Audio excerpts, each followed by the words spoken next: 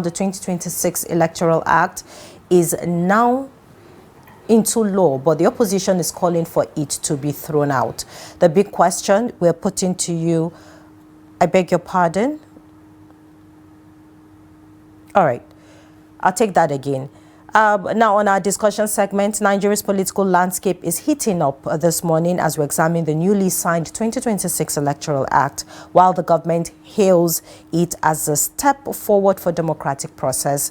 A coalition of opposition political parties has kicked against the legislation. Now, leaders including former Vice President Atiku Abubakar have criticized the process through which the National Assembly passed the bill, describing it as fundamentally flawed. Now we'll be analyzing the key clauses causing the controversy and speaking to voices from both sides of the party to understand what this means for the future of our democracy. I'll take that again. Now to unpack the key clauses causing the controversy and what it means for the road to 2027, we are joined virtually by AbdulKareem Musa. He's a lawyer and public affairs analyst and also the founder and principal partner of AK Musa Attorneys. Thank you for joining us this morning on Daybreak. Good morning and thank you for having me. All right, let's jump right in with the Electoral Act, which has been signed into law. That's the 2026 Electoral Act, causing a lot of controversies within the oppositions and also Nigerians. Now, if you look at, a law or an act like this, it is meant to strengthen democracy. But what we are seeing, it seems like it's, causing more division, more confusion between the opposition and also Nigerians. Now, what does this tell us about trust among Nigeria's political actors and the reform process itself? Because Nigerians are saying that with this law that has been passed, we don't know if at the end of the day we're going to have free, fair, and credible elections come 2027. So would like to hear your view on that. Yes, thank you for having me once.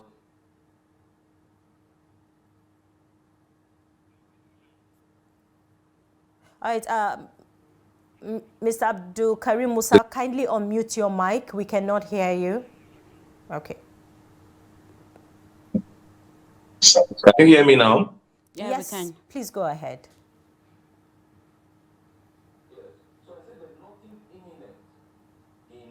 To electoral reform that should occasion any confusion. The confusion that we are experiencing right now is self-imposed by the National Assembly, because the demands of the Nigerian people were very clear, that votes should be transmitted electronically. And what this simply means is that when during the election, when votes are being cast, election results should not be announced until votes are transmitted, such that every Nigerian, irrespective of geographical location, can have access to the votes that are being cast before the election result is announced. Now, this demand is not too confusing for anybody to understand. It is not confusing for lawmakers to understand. So everybody understood the demand of the Nigerian people. The demand of the Nigerian people is not just recent. It's not coming up because of the 2027 election. It has a historical antecedent.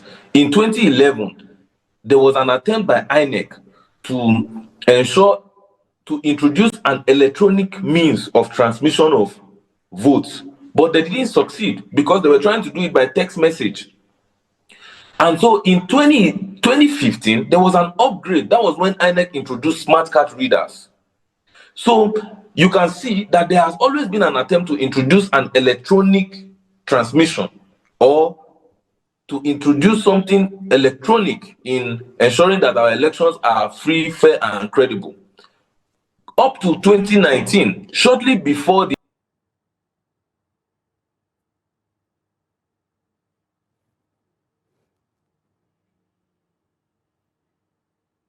later saw as reverse machines and IREF system of computation of votes.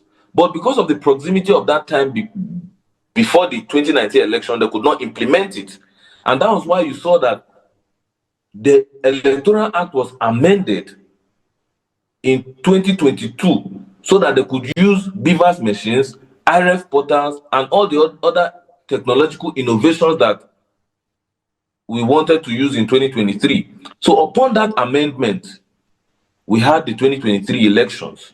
Unfortunately, those gadgets, those electronic innovations were not optimally utilized in the 2023 elections. And so Nigerians continued to make further agitations that because of certain limitations that INEC could not transmit votes electronically, and those limitations I will tell you is judicial limitation, because by the electoral guideline, votes were to be transmitted electronically. But when parties went to court after the election to demand that places that votes were not transmitted electronically should be cancelled, the court said because that requirement to transmit votes electronically was not in the Electoral Act, but in the electoral guideline, and that the electoral guideline is not a law that has a binding force. It means that transmission was not compulsory. That was why Nigerians began to clamor and say, make that requirement mandatory. Take it from the guideline and put it in the act. This is very simple. So anything that the Senate has done today that does not reflect the will, the aspiration, and the desire to transmit votes electronically cannot be said to reflect the will of the Nigerian people. So what they have done so far in the name of amendment can simply be described by me as a charade, and they have not done the biddings of the Nigerian people. Okay, another key concern is the provision allowing manual transmission of results if electronic systems fail. Now, do you see this as a realistic safeguard, or is it something that could reopen old transparency concerns as to our electoral system and how Nigerians see this? If at the end of the day, Nigerians agitate, the oppositions keep agitating, what should I say the lawmakers or INEC, what should they do to come to should I say a balanced ground, a balanced ground between Nigerians, the opposition, and also the lawmakers. So at the end of the day, everybody feels somewhat, we're all carried along and being included. Yes. You see, why this matter is of a serious concern, and it goes to the integrity of the lawmakers, is that it is not within the powers of the lawmakers to determine what INEC can do or what INEC cannot do. The Constitution already created INEC and imposed certain responsibilities on INEC. Now, there are certain issues that has to do with the expertise of certain agencies. So INEC has come out to say they can transmit votes. It was not the Senate that invited INEC to ask INEC if INEC can transmit or not. It was INEC that said they can do it. So for the Senate to be creating provisos or exceptions to the provision for transmission is mischievous. So what transmission of votes simply require is that when votes are being cast and polling unit, after recording votes on Form EC8A, which is the election results sheet, those votes that are recorded should be snapped and uploaded to IREV. It is not difficult. Do this before you announce the result of election. Now, the argument of the Senate is that there are some places that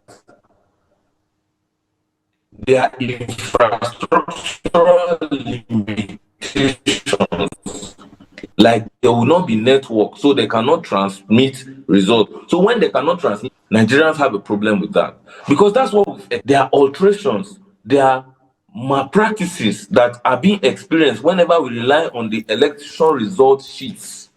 And so we don't want that to continue. That is why we want Nigerians to see votes wherever they are. My simple one in the polling unit.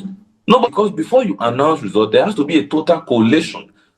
When votes are recorded in Form EC8A, they are transferred from EC8A is the polling unit result. They are transferred from EC8A to the Form EC8B, and from EC8B, which is the ward result, to Form EC8C, which is the local government result, to Form EC8D, which is the state, before we now have the general elections being collated. So if there was no network at polling units, is the National Assembly telling us that before votes are being collated from the polling unit, ward, local government level down to the state government level, there will not be network? That is not a realistic position. So that position suggests that the lawmakers are trying to prepare a ground for malpractice.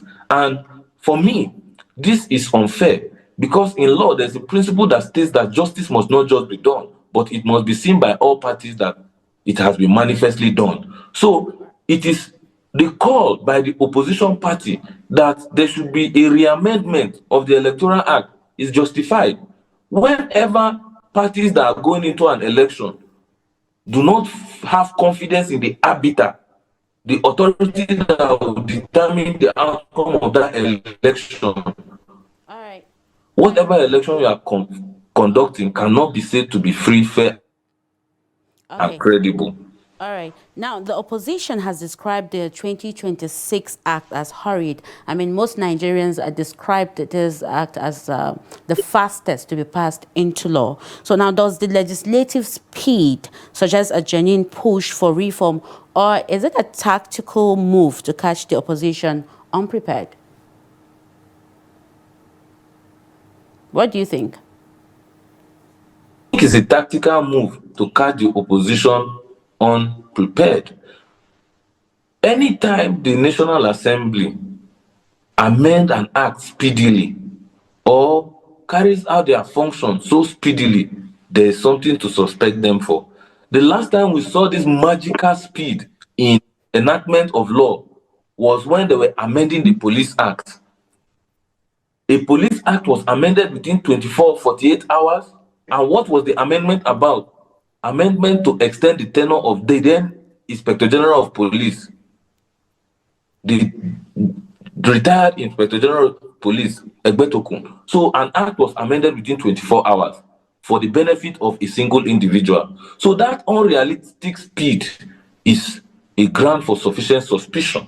It does not show that the interests of the people are put into consideration. And I want to quickly say that in a democracy, the National Assembly is not the final bus stop.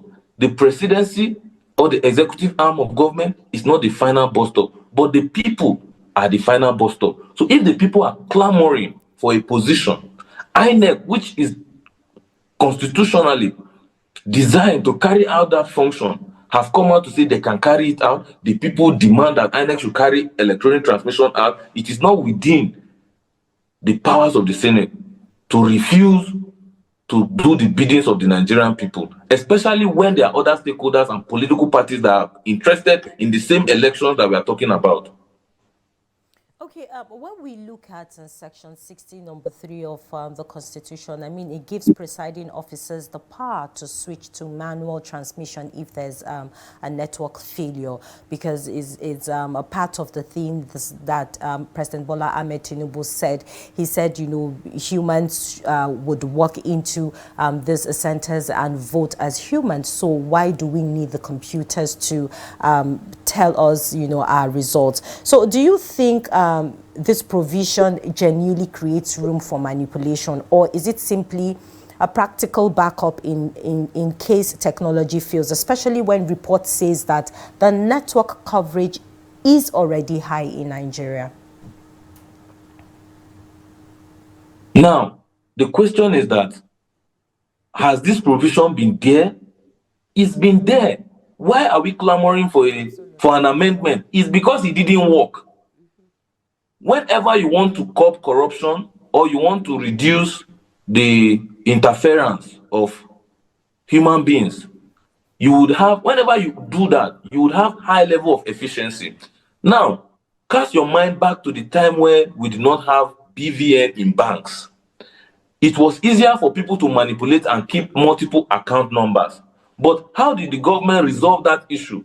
Using technology. They introduced BVN to every Nigerian. So no matter the number of account numbers you had, we could trace it to one person if it belongs to one person. So sometimes when you want to escape corruption, you have to ensure that you reduce human interference. So that provision in section 60 that gave room for alternative uh, uh, that gave room for alternative reliance on manual transfer of results has been there. It was because of the ineffectiveness of that provision at the outcome of the 2023 elections that Nigerians clamored for an amendment. And so if the Senate has not done that amendment, then they have not conformed to the desires of the Nigerian people. If it worked before, Nigerians would not be complaining. And so there has not been any instance that, in fact, it is not the National Assembly that should be making the argument that it cannot work. It should be the INEC. All right. Please answer.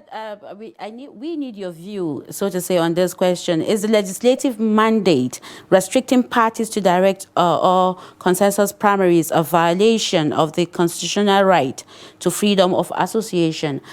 And can they do something about, because the opposition leaders, they vow that they will use all constitutional means to resist from this the implementation of this amendment. So can they sue or something like that? Yes, certainly. Any party that is aggrieved about how an authority or a person has conducted themselves can approach a court for resolution. Now, because there's a principle of law that also states that wherever there's a wrong, there must be a remedy. Ubi just ibi remedium.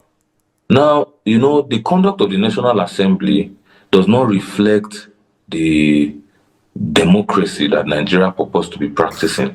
Because in a democracy, there are there are political parties, and each political party has the right to conduct its affairs in accordance with its own constitution. So whenever the Senate is making a position that will affect the internal affairs of political parties, that decision is far,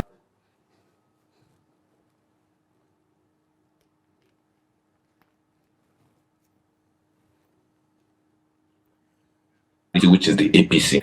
So we expect, and I encourage opposition parties to challenge that decision by the Senate, that even though a court cannot stop the Senate from carrying out its constitutional duty, in carrying out those constitutional duty, we must see that those duties are judicially and judiciously executed, not executed to promote personal political sentiments or interests.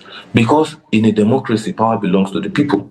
And the people, according to Thomas Jefferson, whenever they find out that a government or an agency or an authority is carrying out an act that is destructive to the sustenance of their rights and their safety, can agitate for the alteration and abolishment of that system. And that's exactly what Nigerians are doing now. They are clamoring for an alteration of a system, and the National Assembly has a duty to attend to that agitation. All right, Barrister AbdulKareem Musa, thank you for speaking with us this morning. Time is against us. A lawyer and public affairs analyst, and also the founder and principal partner of AK Musa Attorneys. Thank you.